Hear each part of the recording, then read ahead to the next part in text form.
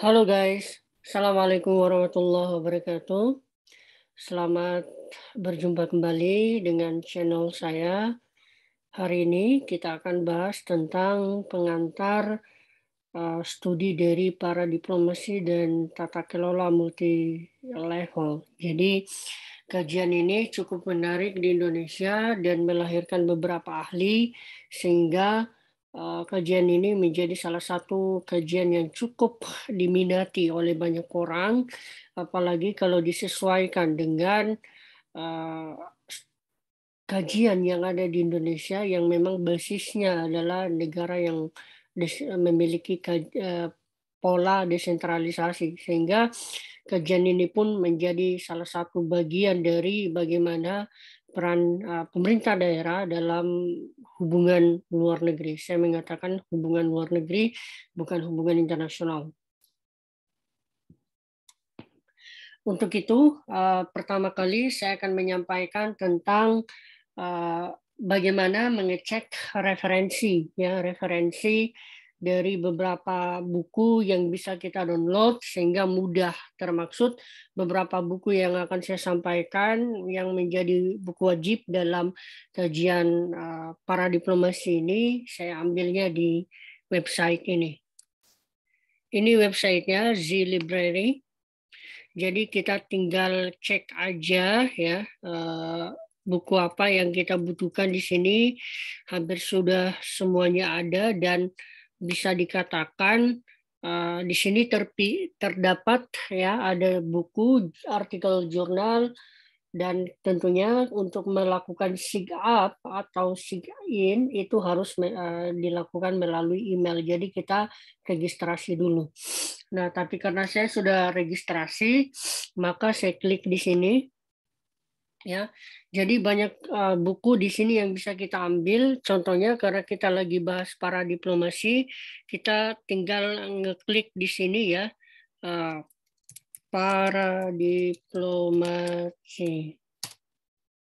Maka secara otomatis itu ada banyak buku yang menampilkan kajian tentang para diplomasi seperti ini ya. Jadi bisa di-download langsung dan ini gratis. Coba kita klik ya. Nah, ini gratis, tinggal diunduh. Ini gratis juga ya. Ini gampang banget buat kita untuk mendapatkan referensi. Tergantung minat kita sebenarnya.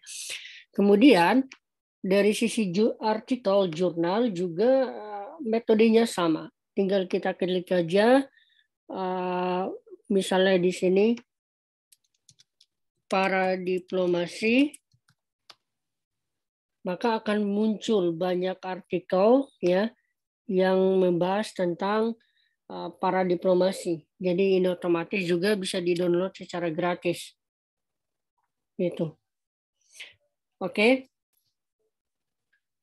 Kemudian penting juga kita melakukan semacam identifikasi buku-buku tersebut ya sehingga mudah buat kita untuk melakukan semacam pemetaan referensi yang ada. Nah, saya stop screen. Saya ingin menyampaikan beberapa buku wajib yang memang kita harus miliki di kajian para diplomasi ini. Nah, ini dia. Nah, saya sendiri itu telah membuat beberapa review ya atau beberapa kajian terkait tentang para diplomasi itu sendiri. Jadi saya sendiri telah membuat beberapa video yang membahas tentang para diplomasi dan cukup banyak juga yang menonton dan menjadikan sebuah referensi. Mudah-mudahan juga kalian bisa menjadikan video ini sebagai salah satu referensi. Perlu diketahui bahwa yang namanya para diplomasi itu setidaknya memiliki 11 dimensi. Ya. 11 dimensi ini kemudian akan kita sesuaikan pada bagian mana kita melihat para diplomasi ini. Kita tahu saat ini itu kan telah ada Undang-Undang Nomor 23 Tahun 2014, Undang-Undang Nomor 24 Tahun 2000, Undang-Undang Nomor 37 Tahun 1999, kemudian Undang-Undang undang-undang yang berbasis pada peraturan pemerintah ya, peraturan pemerintah nomor 28 tahun 2018, Permenlu nomor 3 tahun 2019, kemudian Permendagri nomor 25 tahun 2020. Jadi sejumlah aturan itu menjadi bagian dari bagaimana tindakan pemerintah daerah dalam melakukan hubungan luar negeri. Nah, saya tidak akan membahas terlalu banyak. Pada dasarnya, pada intinya adalah ketika kita bicara tentang para diplomasi, kita bicara tentang bagaimana daerah itu berkontribusi ya dalam hubungan luar negeri. Perlu saya jelaskan kembali bahwa perbedaan hubungan luar negeri dan hubungan internasional adalah hubungan luar negeri itu memang basisnya bisa dilakukan oleh multi stakeholders, artinya pemerintah daerah yang memang secara khusus menjadi bagian dari substate atau bagian dari negara, maka dia berhak melakukan relasi, korelasi dan hubungan hubungan yang basisnya di luar negeri dengan kota atau daerah yang ada di luar negeri, seperti itu. Sedangkan hubungan internasional lebih melekat pada peran negara, karena nation ya, internation. Jadi basisnya bagaimana negara berkontribusi atau berafiliasi atau melakukan aksi dalam hubungan internasional. Artinya levelnya lebih G2G. Sedangkan para diplomasi ini bisa G2G ya, G2G dalam konteks pemerintah daerah antar pemerintah daerah atau city to city diplomasi. Jadi memang bervariasi, atau ada juga yang menyebutnya plurinational diplomasi, ada yang menyebutnya paralel diplomasi, ada yang menyebutnya juga proto diplomasi, ada yang menyebutnya juga non-central government diplomacy, ada menyebutnya multilapis diplomasi. Jadi memang secara definisi memang banyak. Tapi pada intinya berbasis pada peran substate dalam melakukan hubungan luar negeri. Karena memang tugas dan fungsi dari pemerintah daerah itu saat ini di era digital itu tidak lagi fokusnya hanya di level domestik. Oleh sebab itu, peran daerah di level internasional itu akan memberikan kontribusi terhadap pendapatan dan kesejahteraan suatu daerah tertentu, termasuk mencapai juga kepentingan nasional ya suatu negara yang diimplementasikan melalui kerjasama, baik bentuknya kerjasama pendidikan, kerjasama kebudayaan, sister city, sister province, dan sebagainya. Namun perlu kita sadari bahwa sebagian besar kajian para diplomasi di Indonesia ya, kalau kita lacak secara scholarly-nya ya, memang pada awalnya para diplomasi ini secara khusus awalnya itu ditulis oleh Pak Takdir Ali Mukti. Beliau adalah salah satu dosen di Universitas Muhammadiyah Yogyakarta ya, dengan bukunya Para Diplomasi, dan pengalaman beliau di level DPRD sehingga membuat motivasi beliau untuk melihat bagaimana daerah itu, terkhusus pada saat itu Yogyakarta, memberikan perannya terhadap hubungan luar negeri, terutama yang basisnya sister city gitu. Dan kemudian muncullah beberapa penulis lain seperti saya dan beberapa penulis lain yang kemudian melanjutkan kajian para diplomasi ini di Indonesia. Nah, di Indonesia perlu ditahu juga ada namanya APEXI, Asosiasi pemerintah daerah di seluruh Indonesia. Kemudian ada namanya juga, kalau level think tank-nya ada namanya KADKI ya, Komunitas Akademik Diplomasi Kota Indonesia. Kebetulan saya sekretaris komunitas akademik itu. Kemudian ada juga kalau di level internasional ada nama Urban 20, kemudian ada City 40, kemudian ada beberapa UCLG atau United Cities Local Government memang menjadi bagian dari bagaimana peran daerah dalam melakukan hubungan luar negeri. Dan relasi antar pemerintah daerah ini cukup kuat, termasuk isu-isu yang basisnya lingkungan, isu yang basis kebudayaan, isu yang basisnya pendidikan, sehingga pemerintah daerah itu berkontribusi terhadap bagaimana negara bisa memajukan kesejahteraan. Namun yang menjadi persoalan di Indonesia adalah apakah konsep para diplomasi itu relevan seperti itu. Karena pertanyaan saya seperti ini. Pertama, di Indonesia itu secara nomenklatur ada 3 poin. Pertama, ada disebut kota, cities, ya. Kemudian ada disebut dengan kabupaten atau regency. Kemudian ada disebut dengan provinsi. Nah, perbedaan ini secara konsep dan teoritis apakah relevan dengan semacam teori yang ada yang pernah disampaikan oleh beberapa peneliti sebelumnya. Oleh sebab itu, kontekstual ini perlu dirigidkan lagi sehingga konteks ini bisa dipahami lebih dalam.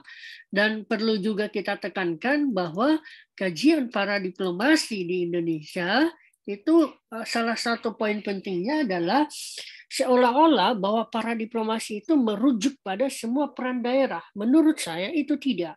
Karena para diplomasi itu berasal dari kata para. Para artinya memang umum, banyak gitu ya. Tetapi menurut saya tidak semua pemerintah daerah itu layak dikatakan seorang para diplomat. Karena kan yang basisnya diplomat itu memang basisnya adalah elitis gitu ya, diplomat elitis atau diplomat daerah yang elitis. Namun di Indonesia tidak semua daerah memiliki visi yang sama, tidak semua daerah memiliki minat yang sama, memiliki orientasi yang sama di bagian luar negeri. Karena menurut pemikiran sejumlah pemerintah daerah bahwa hubungan luar negeri itu menjadi tugas dari pemerintah pusat, sedangkan pemerintah daerah hanya mengurusi bagian domestik saja atau bagian regionalnya saja. Nah, ini kekeliruan yang ada. Ditambah lagi berbagai jenis masalah lain seperti sumber daya manusia, kemudian division of power, separation of power, kemudian budgeting, ini menjadi sejumlah masalah yang ada. Nah, ini akan menjadi kajian khusus saya nanti ke depan. Dan hari ini kita akan mereview beberapa buku yang memang menjadi patokan kita dalam kajian para diplomasi. Nah, saya ingin menyampaikan beberapa buku ini, mudah-mudahan bisa menambah kasana keilmuan teman-teman yang mengajar atau juga sedang menulis atau meneliti tentang para diplomasi. Nah, kita lihat para diplomasi itu memiliki banyak buku dan jurnal yang seperti saya bisa sampaikan yang di awal tadi, bahwa para diplomasi ini bukunya cukup banyak, baik jurnal maupun buku. Jadi buku-buku yang saya tampilkan di sini bukan berarti ini buku yang harus menjadi limitasi kalian untuk membahas kajian para diplomasi. Nah, seperti buku ini ya, ini yang salah satu yang paling populer, Theory and Practice of Para Diplomacy, Subnational Government in International Affairs, karangan dari Alexander S. Kuznetsov, ya. Jadi buku ini terbit 2015 dan buku ini cukup memberikan kontribusi termaksud bagaimana definisi para diplomasi, elemen para diplomasi, tujuan, formula, ini sudah ada di buku sini. Jadi silakan lacak buku ini dan ini menjadi buku wajib juga bagi para pengkaji para diplomasi. Kemudian ada bukunya Para Diplomasi, Cities and State as Global Player, ya. Pengarang dari Rodrigo Tavares. Rodrigo Tavares. Jadi buku ini terbit 2016 dan buku ini juga menceritakan, termasuk yang saya bilang tadi, bagaimana daerah-daerah itu ternyata memiliki banyak asosiasi-asosiasi yang terkandung di dalamnya, sehingga asosiasi itu kemudian membuat mereka berkontribusi dalam diplomasi multilateral. Asosiasi seperti UCLJ, C40, kemudian Urban 20, bahkan daerah-daerah itu ternyata itu memiliki semacam asosiasi ini menjadi bagian dari mereka untuk melakukan indeksasi. Jadi ada namanya indeksasi. Jadi indeksasi ini menghitung bagaimana kualitas daerah di level global. Jepang, kemudian atau Jepang yang dalam hal ini kota Tokyo, kemudian beberapa kota lainnya itu pernah menjadi dinobatkan sebagai kota terbaik di dunia. Kemudian ada buku berikutnya ya, Aldesoa, ya, buku dari Aldesoa, Para Diplomacy in Action, The Foreign Relation of Subnational Government. Jadi buku ini juga bercerita tentang bagaimana para diplomasi atau pemerintah daerah ini turut terlibat dalam perumusan kebijakan luar negeri. Di buku ini juga menceritakan tentang kenapa sih para diplomasi itu bisa terlibat. Ada dia sebut dengan namanya aim and motivation, kemudian ada namanya structure, kemudian ada strategis. Dia menyebutkan bahwa ada motivasi yang terkandung dalam orientasi pemerintah daerah untuk bisa terlibat dalam sebuah kajian atau suatu tindakan yang basisnya luar negeri. Nah, berikutnya ada buku dari George Chiavon, ya, Komparatif Para Diplomasi. Buku ini bercerita tentang bagaimana para diplomasi ini fokus bahwa ada perbandingan-perbandingan yang dilakukan oleh kajian para diplomasi. Nah, kajian para diplomasi ini menceritakan bagaimana perbandingan atau rivalitas yang terjadi antar para diplomasi yang ada di dunia, termasuk bagaimana pembentukan Star City, kemudian kerjasama antar daerah. Ini membuat komparatif itu terjadi. Artinya setiap daerah itu memiliki potensi, memiliki strategi, memiliki motivasi yang berbeda. Sehingga kajian komparatif ini namanya juga komparatif, membandingkan, maka biasanya membandingkan suatu daerah tertentu atau wilayah tertentu dengan wilayah lainnya. Komparatif para diplomasi ini telah juga saya tulis di Jurnal Hubungan Internasional terbit 2021 ya, bersama Pak Takdir, penulis awal para diplomasi. Jadi saya mengkomparatifkan tentang bagaimana sih pola para diplomasi yang ada di Indonesia dan yang ada di Selatan gitu. Nah, kemudian buku berikutnya adalah buku dari ini, buku dari namanya yang berjudul dari Polar Region ya, Greenland and the International Politics of Changing of Arctic. Jadi buku ini bercerita tentang bagaimana ternyata Arktik menjadi salah satu wilayah yang diperebutkan karena daerah ini kan daerah yang sangat dingin ya, daerah yang sangat tidak banyak orang tinggal di sana, tetapi potensi yang ada membuat rivalitas yang terjadi terutama negara-negara besar dalam memperebutkan kekuasaannya di wilayah tersebut. Kemudian ada buku berikutnya adalah Mediterania Para Diplomasi, the Dynamic of Diplomatic Rhetoricization ya, Michael Duran ya. Buku ini juga bercerita bahwa kita tahu bahwa Mediterania merupakan salah satu wilayah yang sangat kaya, wilayah yang menjadi alur perjalanan global, maka penguasaan terhadap wilayah ini sangat penting untuk menjadi bagian dari hubungan antar negara, terutama hubungan substate gitu ya. Kemudian ada buku The United States International Relations with Divided China gitu ya. Ini buku dilihat dari perspektif konstruktivisme ya, jadi sangat menarik bagaimana mengkomparatifkan para diplomasi yang ada di Amerika yang basisnya negara serikat dengan China ya, dan ini ditulis oleh Creslow Tubizius dan Natalie Oman ya. Buku ini terbit tahun 2020, jadi cukup menarik juga untuk dibaca, menjadi salah satu referensi komparatif para diplomasi. Apalagi rivalitas antara China dan Amerika saat ini begitu kuat, ya, terutama peran pemerintah daerah. Gitu.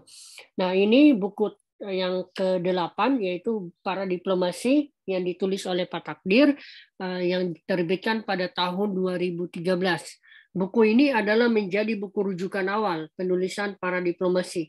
Bahkan ketika saya menulis Para Diplomasi Menuju Kota Dunia, diterbitkan di jurnal Indonesian Perspective tahun 2016, rujukan awal saya adalah buku ini. Dan memang pada awalnya pada saat itu ketika buku ini terbit tahun 2013 belum ada ya yang menulis secara spesifik tentang para diplomasi, apalagi buku ini juga dibarengi dengan pengalaman dari Pak Takdir sebagai seorang penulis dan yang menjadi seorang anggota DPRD di kota Yogyakarta, sehingga pengalaman itu kemudian dituangkan bagaimana misalkan pasal 42 DPRD itu bisa mengatur bagaimana peran daerah dalam hubungan luar negeri. Dan buku ini cukup menarik karena memperlihatkan banyak negara-negara yang memiliki substate ya dan berperan di level internasional, bahkan ada daerah yang sampai konfrontatif dengan wilayah pusatnya seperti misalkan Quebec dengan Toronto, Kanada. Dan tentunya ketika kita bicara tentang para diplomasi, kita tidak lepas dari yang namanya kota, gitu ya. Nah, namanya kota ini menjadi bagian dari para diplomasi itu sendiri atau juga disebut dengan city diplomacy. Nah, buku ini juga menurut saya memiliki kontribusi bagi teman-teman yang memiliki kajian tentang bagaimana peran kota, karena di Indonesia sendiri ya peran kota dan kabupaten itu berbeda secara teoritik, secara konseptual ya, secara peran konstitusional. Oleh sebab itu secara teoritik tidak semua kabupaten atau kota itu memiliki peran yang sama. Oleh sebab itu karena Mikhail Acuto ini merupakan salah satu ahli yang memang menulis dan meneliti tentang bagaimana peran kota di level global, tapi dia tidak sedang meneliti di Indonesia yang memang nomenklaturnya ada kota dan ada kabupaten, seperti itu. Nah, ini buku yang cukup menarik buat teman-teman juga untuk membacanya ya. The Global City Challenge ya. Debating Concept, Improving and Practice, Mikhail Acuto. Nah, ini buku yang cukup menarik juga sama dengan buku yang di sampingnya juga. Ini menjadi buku rujukan bagi para peneliti yang mau melihat bagaimana kota itu bisa terlibat dalam pemerintahan yang berbasis subnasional dan terlibat dalam hubungan luar negeri. City Diplomasi yang juga ditulis oleh Lorenzo Kiglangan Grandi juga merupakan bagian dari bagaimana peran para diplomasi khususnya kota dalam melakukan hubungan luar negeri. City Diplomasi ini bahkan pernah terjadi ketika rivalitas ketika itu C40 yang membahas tentang isu lingkungan ya berbeda pandangan dengan pemerintah pusat. Dalam hal ini adalah wali kota New York pada saat itu berbeda pendapat dengan Presiden Amerika pada saat itu terkait tentang lingkungan. Kemudian di sini city diplomacy ya, from city state to global state. Nah, ini ditulis oleh Rafael Marchetti ya. Buku ini juga cukup menarik karena bagaimana suatu daerah atau suatu kota tertentu itu bisa mencapai suatu kota dunia gitu ya. Ini menarik kalau kalian mau baca bagaimana sih menjadi suatu kota dunia itu. Nah, kalian bisa baca bukunya Sarah Sassen, terbitan tahun 2005, atau bisa melihat yang ada di tulisan saya yang 2016. Poin utamanya adalah menjadi suatu kota dunia itu ada beberapa indikator menurut Sarah Sassen. Di antaranya misalnya daerah tersebut harus menjadi pusat industri, harus pusat perdagangan, dan menjadi pusat teknologi. Jadi daerah itu harus bisa menyediakan hal tersebut untuk menjadi kota dunia. Jadi diplomasi yang dilakukan oleh daerah, diplomasi yang dilakukan oleh kota, itu penting untuk mencari mitra strategis agar bisa membangun potensi-potensi yang ada, karena potensi ini penting untuk dikelola. Kemudian, karena potensi itu semakin bisa berkembang, kemudian bisa dikelola dengan baik, maka potensi yang ada itu harus dimanfaatkan, dan peran daerah untuk bisa memanfaatkan itu sangat penting, ya. Dan ini buku juga yang penting juga, City Diplomacy, ya. Nah, penting juga buku ini. Jadi semua ini cukup mendukung kajian kalian untuk membahas tentang para diplomasi atau city diplomasi. Dan ini buku terakhir dari Pak Takdir, ya, yang terbit 2021. Jadi Pak Takdir ketika menulis buku terkait tentang politik para diplomasi ini, dia membagi 3, ya, ada konvensional, kemudian ada konservatif dalam perumusan politik luar negeri. Beliau mengidentifikasi bagaimana politik para diplomasi yang ada di level global, termasuk perbedaan-perbedaan yang ada. Ada di satu bab khusus poin itu, nanti kita akan bahas pada pertemuan-pertemuan berikutnya. Buku ini semuanya cukup menarik, ya. Jadi usahakan kalian bisa mendapatkannya. Untuk mendapatkan buku tersebut, kalian bisa melacaknya melalui buku yang alamat e-book yang sudah saya sampaikan di awal tadi, sehingga mudah buat kalian untuk mendapatkan dan membaca buku-buku yang ada. Dan ini hanya sebatas pengantar saja, ya. Intinya kajian para diplomasi di Indonesia itu sudah sangat luas, sudah sangat menarik, apalagi dengan misalkan kejadian-kejadian di mana pemerintah daerah tidak memiliki divisi-divisi hubungan luar negeri, tidak memiliki orientasi luar negeri, kemudian pernah terjadi masalah juga luar negeri seperti ada di Makassar dahulu beberapa tahun lalu 2018. Nah, ini menjadi kajian menarik dalam kajian para diplomasi. Bahkan ada daerah-daerah yang melakukan hubungan luar negeri sehingga dia berupaya untuk merdeka atau disebut dengan protodiplomasi. Nah, ini menarik, dan tentunya secara konsep dan teoritis di Indonesia akan perlu dikembangkan terkait siapa yang harus dikatakan para diplomasi atau para diplomat. Saya pikir itu materi dari saya. Mudah-mudahan buku ini bisa kalian dapatkan dan kalian bisa baca dengan baik, sehingga kita bisa diskusi bagaimana peran daerah dalam melakukan hubungan luar negeri secara prosedural, secara kontekstual, dan tentunya bisa diramu, dianalisis melalui pola konseptual yang ada. Demikian, Assalamualaikum warahmatullahi wabarakatuh.